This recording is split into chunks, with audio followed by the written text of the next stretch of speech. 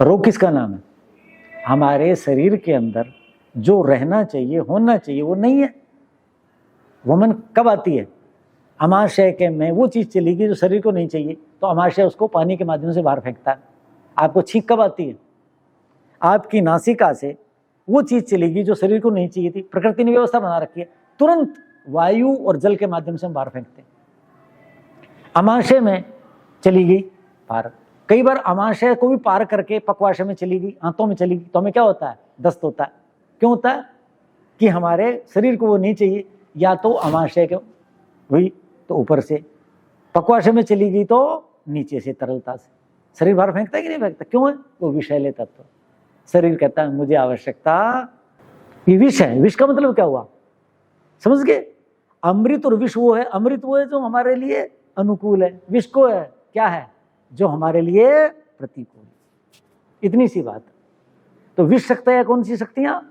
अब आप देखोगे कि मक्खी है, वो गंध पर बैठती है, कितनी शक्तिशाली हो जाती है, और घी पर बैठती है, मर जाती है। और मैं और आप घी खा करके पुष्ट होते हैं और मक्खी मर जाती है। और मक्खी जिसको खा करके बैठ करके पुष्ट होती है, हमारे शरीर में जाती है, हम क्या हो जाते हैं? बीमार हो जाते हैं। तो विष और अमृत ये मेरे और आपकी परिभाषा है, सापेक्ष सिद्धांत है। प्रकृति में तो सब समान है। जो चीज पेड़ पौधे आदि जिसको छोड़ते हैं हम, उसको क्या कह रहे हैं? ऑक्सीजन, अमृत। सवेरे सवेरे जाते हैं, ताजा मिलेगी भाई। और हम जिसे छोड़ते हैं उसको वृक्ष कैसे ग्रहण कर रहे हैं? इसका मतलब उनके काम की चीज। तो विष और अमृत कुछ भी नहीं है संसार में, मैं और आप उसकी परिभाषा करते हैं। तो उस दृष्टि से विचार है। विष शक्तियां का मतलब क्या हुआ? क्या कहा? पंचविंशति संख्या, 25 की संख्या वाली विष शक्तियां, विषैली शक्तियां। शक्ति है कोई, वो विषैली हमारे लिए हानिकारक है। कैसी है वो? कब होती? ऋतुजा, ऋतुओं में पैदा होती, उनसे बचना है, ये कहते हैं विमान भरद्वाज मुनि। फिर क्या कहते हैं? ऋतु काल अनुसारेण देह यंत्री देह विनाशका। यंत्री, यंता, विमान चालक। कहते हैं ऋतु काल के अनुसार, अलग अलग ऋतु हैं, 6 ऋतु हैं, उसके अनुसार ये 25 शक्तियां अलग अलग ऋतुओं में, यंता जो चालक है, जो चालक दल के सदस्य हैं, विमान क्रू मेंबर या क्या बोलते हैं आज की भाषा में, कहते हैं उनके देह का नाश करती हैं। कौन? 25 प्रकार की विष शक्तियां हैं, वो अलग अलग ऋतुओं में पैदा होती हैं। ऋतु काल के अनुसार, जो ऋतु आई, जैसा काल आया, उसके अनुसार। जैसे मैंने बताया कि ये जो उत्तरायण है उत्तरी गोलार्ध के लिए, और दक्षिणी गोलार्ध के लिए दक्षिणायन उत्तम होगा। वहां धीरे धीरे अब क्या होगा? सूर्य का ताप कम हो जाएगा, ठंड पड़ेगी। तो अलग अलग है। ये क्या है? देश अलग है, काल अलग है, उसके अनुसार। तो वो क्या? तन्नासय आहार भेदात। तो जी अलग अलग ऋतुओं में अलग अलग विष शक्तियां पैदा होती। तो फिर इनसे बचा कैसे जा सकता है? कहते हैं हाँ, बच सकते हो। कैसे बच सकते हो? आहार भेदात, उन 25 विषैली शक्तियों का जो अलग अलग ऋतुओं में काल के अनुसार पैदा होती हैं, आहार का भेद करो। एक जैसा आहार मत लो। देखो प्रकृति में आ रहा है ना, जो फसल आ रही है उसी के अनुसार लो, उसी के अनुसार आप करोगे। अब सर्दी में आप खरबूज तरबूज खाओगे तो बीमार ही होगे। मई जून जुलाई अगस्त सितंबर में आप बादाम खाओगे, अखरोट खाओगे, चिलगोजे खाओगे, तली हुई पूड़ियां खाओगे, मिर्च मसाले खाओगे तो बीमार हो गए होगे। तो आहार भेद से आहार का भेद कर दो, विभाजन कर दो, उनके गुण धर्म को जानो, उनके रस सिद्धांत को समझो, तो उससे क्या होगा? कहते हैं तन्नाश है, उनका नाश हो सकता है। किनका? 25 जो ऋतुओं में पैदा होने वाली 25 विष शक्तियां हैं, वो यंत्री देह विनाशका, विमान चालक यंता जो है, उनके देह का नाश करती, हानि करती, उनको रोगी कर देती हैं। उनको उचित आहार विहार से तन्नाश, उनका नाश किया जा सकता है। ऐसा कौन बोलते हैं? शात आतपो अब्रवीत। शात आतप नामक कोई आचार्य हुए हैं, उन्होंने अपने ग्रंथ में ये बात बताई होगी, उसका उदाहरण यहां दिया जा रहा। कहां? यंत्र सर्वस्व में। यानी भारत के चिकित्सा शास्त्र में जो है वो तो है ही। आज बताया जा रहा है क्या विमान यात्रियों को, रेल यात्रियों को, बस वालों को, ऐसे चलो ऐसे, जो नौवहन समुद्र में दूर दूर तक यात्राएं करते हैं, नौसेना को बताया जा रहा है क्या? अभी उतना अध्ययन नहीं है। मेरे पास एलोपैथी के चिकित्सक जो मुझ पर विश्वास करते हैं, मैं आयुर्वेद का आचार्य नहीं हूं, रुचि है, विचार करने आते हैं, बात करने आते हैं कि डॉक्टर साहब हमारे यहाँ तो ये जीवन शैली की या पदार्थों के गुण धर्म की बात नहीं होती। तो चिंतन करते हैं हम लोग। आज जितनी साइंस है, तकनीक है, उसमें चिंतन हो रहा है क्या?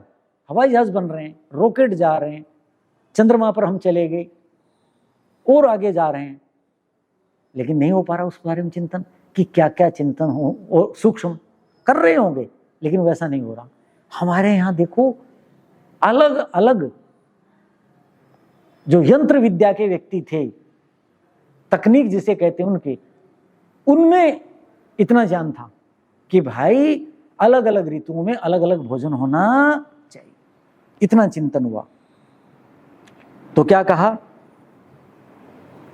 शीत उष्ण भेदेन द्विधा विभज्यते संवत्सर है, मोटे रूप से विभाजन करें। देखो सूक्ष्म रूप से तो क्या किया, सूक्ष्म तो नहीं, मध्यम रूप से विभाजन किया कि एक संवत्सर है, उसमें 2 अयन हैं, एक अयन में 3 ऋतुएं हैं, एक ऋतु में 2 महीने हैं, 12 है। कहते मोटे रूप से सुन लो, शीत उष्ण भेदेन द्विधा विभज्यते संवत्सर है, सर्दी और गर्मी 2 ऋतु मान लो, इतनी मोटी बात तो कहते समझ लो। 2 प्रकार से इसका विभाजन होता है, उनकी संधियां हैं। अब हम कहा था ना ऋतु संधि में रोग होते हैं, तो क्या कहा? जो गर्मी और शीत की संधि है, पहले शीत आई थी, अब गर्मी आएगी, उसकी बीच की संधि कौन है? उसका नाम वसंत ऋतु, उसका नाम वसंत ऋतु है। और ऋतु संधि में रोग होते हैं, तो वसंत ऋतु में रोग होंगे। और उधर क्या होगा? गर्मी के बाद कौन सी ऋतु आएगी? सर्दी आएगी। 2 ही कहा ना मोटे रूप से। तो गर्मी के बाद सर्दी आएगी, तो बीच की ऋतु कौन सी आएगी? शरद ऋतु आएगी, सितंबर अक्टूबर वाली, 20 अगस्त से 20 अक्टूबर, वहां रोग होंगे, उनको संधि मान लो। मोटे रूप से ये मान लो कि सर्दी गर्मी 2 चीज होती हैं बस साल में, उनकी संधि कब होगी? उनमें रोग होंगे। और ये यहां भी कहा है, तो इस पर कहते हैं आप विचार करते हैं। अब जो ये वसंत ऋतु है, आगे बात समझ में, अब ये वसंत ऋतु ऋतु संधि है, मोटे रूप से मान लो, उसमें रोग होंगे ही होंगे। तो फिर क्या किया जाए जी? तो आयुर्वेद के आचार्य कहते हैं हेमंतिकम दोषचयम वसंते प्रवाहयन प्राप्नोति रोगान ऋतुजान जातुचित। कहते हैं हेमंतिकम दोषचयम, हेमंतिक, हेमंत ऋतु में जो इकट्ठा हुआ, यानी अधिक मात्रा में हो गया, जैसे भोजन है बहुत पौष्टिक है, घी, लड्डू, खीर, ज्यादा खा लोगे तो क्या होगा? वो दोष हो जाएगा, हानि करेगा। है अच्छी चीज ना, ज्यादा धन ही क्या करता है? ज्यादा बाहुबल शक्ति शरीर की क्या करती है? दुखी करती है। कोई इनको अपराध करता है, ज्यादा बड़ा पद मिल गया और संभाल नहीं पाया। ऐसे ही है ना, जैसे ज्यादा घी खा लिया और पचे नहीं, घी तो अच्छा है, पचा नहीं सके तो आपको दुखी करेगा। ऐसे ही कोई व्यक्ति अपना पद की जो शक्ति है उसको पचा नहीं सकता, वो क्या करेगा? उसका पद का दुरुपयोग करता है।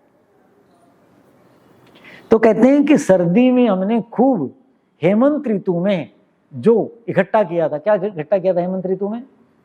कफ, ताकत, बल, तरलता, धातुओं की पुष्टि, कहते हैं वो दोष बन जाता है। वसंत ऋतु में उसका प्रवाह करो किसी डैम में, बड़े बड़े बांध हैं, उनमें खूब वर्षा हो, पानी इकट्ठी करते हैं वो, और इतना पानी इकट्ठा हो जाए, भी पीछे मध्य प्रदेश में तोड़ा गया ना वर्षा ऋतु में, नहीं तो बह जाता। बहुत साल पहले भाखड़ा में पानी आ गया था, सतलुज में, बहुत पुरानी बात है। उसके दरवाजे खोले, पंजाब के गांव डूब गए कुछ, और यदि वो लोगों ने फिर क्या किया, उसको, उसका जो मुखिया था, अधिकारी, उसको आतंकवादियों ने गोली मार दी कि इसने हमें डुबो दिया।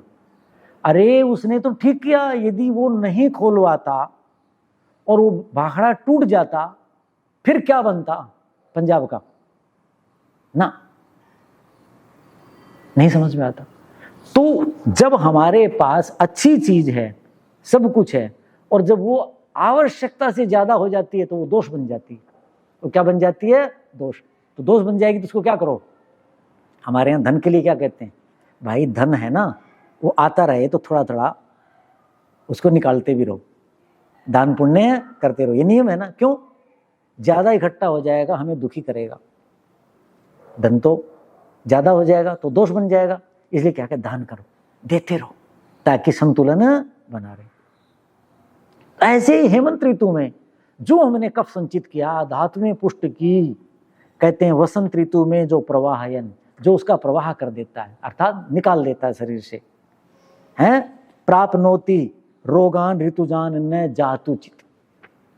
ऋतुजान, वसंत ऋतु में होने वाले जो रोग हैं उनको जातुचित, किसी भी सूरत में न प्राप्नोति, उन रोगों को प्राप्त नहीं करता, अर्थात वो रोग उसकी हानि नहीं पहुंचा पाते। हेमंत ऋतु में जो आपने संपत्ति इकट्ठी की थी वो दोष न बन जाए, वसंत ऋतु में उसको प्रवाहित कर दो, आपको वसंत ऋतु से होने वाले दोष नहीं होंगे। एल सीधा भाव। ये आचार्य चरक कहते हैं, शारीर अध्याय है, यानी शरीर के बारे में वहां वो चिंतन कर रहे हैं, शरीर को कैसे बचाना है। ठीक है कि नहीं? अब ये जो बात आई कि जी शरीर वो जो इकट्ठा हुआ था, दोष समूह, दोष चय, दोषों का समूह हेमंत ऋतु का, उसको दोष कह दिया, यहाँ है तो गुण, दोष क्यों कहा? उस पर विचार करते हैं। चरक कहते हैं हेमंत वसंते हेमंते निचित श्लेष्मा दिनकर भाभी ईरित कायाग्निम बाधते रोगान ततः प्रकृते बहुन। हेमंत ऋतु में निचित श्लेष्मा, जो आपने श्लेष्मा कफ, जो धातु जिसकी कमी थी, ग्रीष्म में कम हुई, वर्षा में और कम होगी, शरद ऋतु में और क्षीण होगी, वो हेमंत और शिशिर में निश्चित है आपने इकट्ठी की थी, प्रकृति ने दी थी, स्वयं इकट्ठी हो गई। जिनको पता नहीं है उनकी भी इकट्ठी हो जाती है, जिनको आयुर्वेद का ज्ञान नहीं है, जीवन शैली जी रहे हैं परंपरा से, उनके भी इकट्ठी हो जाती है। पेड़ पौधों में भी इकट्ठी हो जाती है, इन्होंने आयुर्वेद पढ़ी है क्या? पशुओं में शक्ति इकट्ठी हो जाती है। गाय भैंस आदि जो दूध देते हैं, हेमंत ऋतु में उनके दूध में घी ज्यादा होता है कि नहीं होता? उनका दूध गाढ़ा होता है कि नहीं होता? उसमें पोषण अच्छा होता है कि नहीं होता? जितनी औषधि लताएं हैं, इनके गुण हेमंत ऋतु में खूब बढ़ जाते हैं, क्योंकि इनके अंदर धातुओं की पुष्टि हो गई। तो कफ क्या है? धातुओं की पुष्टि करता है। तो कहते हैं हेमंत ऋतु में जो श्लेष्मा, जो कफ धातु संचित हुई थी, जिसने धातुओं को पुष्ट किया था, दिनकर भावी ईरित है। वसंत ऋतु में, वसंत ऋतु में सूर्य की भाग किरणों से ईरित है। ईरित का मतलब क्या हुआ? जैसे कोई सांप कुंडली मारे अपने सो रहा है और उसको आप छेड़ दो, क्या होगा? वो ऐसे होगा कि नहीं? बौखलाएगा। कुत्ता ही गली में सोया हुआ, कोई पत्थर मार दो, कैसे यूं होता है? घर में कोई व्यक्ति सोया हुआ, आप उसको एकदम छेड़ दो, कुछ कर दो, होगा कि नहीं? ईरित का मतलब समझ गए? उसके साथ छेड़छाड़ कर दी, उसकी प्रकृति से उसको विकृति में ला दिया। तो सूर्य की किरणें, इनसे ताप बढ़ा और हमारे अंदर जो कफ जमा था, सारे शरीर के अंदर धातु थी, वो पिघल जाएगी, उसके साथ छेड़छाड़ हो जाएगी। सूर्य ऐसा करेगा, होगा, उससे प्रकृति से होता है, हम क्या करें? कायाग्निम बाधते, जठराग्नि को बाधित करता है। ये कफ क्या करेगा? जठराग्नि के ऊपर जाएगा, जैसे आप दूध उबाल रहे हो और उफन करके किस पे गिर गया, अग्नि पर गिर गया। जिस अग्नि ने क्या किया था, उसको गर्म किया था, अग्नि बुझ जाएगी कि नहीं बुझ जाएगी? यही जठराग्नि है, इसी ने कफ इकट्ठा किया था कि नहीं किया था? हेमंत ऋतु शिशिर ऋतु में सूर्य नहीं था, ठंडी हवाएं थी, त्वचा के छिद्र बंद हो गए थे, जठराग्नि मजबूत हो गई थी। बादाम खाया, गोंद के लड्डू बना के खाए, गाजर पाक बना के खाया, तिल खाए, गुड़ खाए, मूंगफलियां खाई, खाया कि नहीं खूब? सब हजम हो गया। किसने हजम किया था? अग्नि ने। और उस अग्नि से जो चीज पची, उसके कारण क्या हुआ?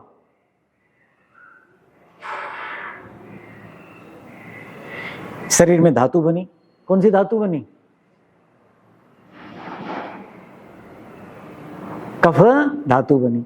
वही धातु अब, जैसे दूध को गर्म की ताकत दी थी, वही धातु अब पिघलने के बाद जठराग्नि पर गिरेगी। अर्थात हमारे जो पाचक रस हैं, मुख से लेकर के आखिर तक, उनके स्रोतों को बंद कर देगी, उन पर गिरेगी और पाचक रस नहीं बनेंगे, निकलेंगे नहीं समय पर। और पाचक रस नहीं होंगे तो पाचन नहीं होगा।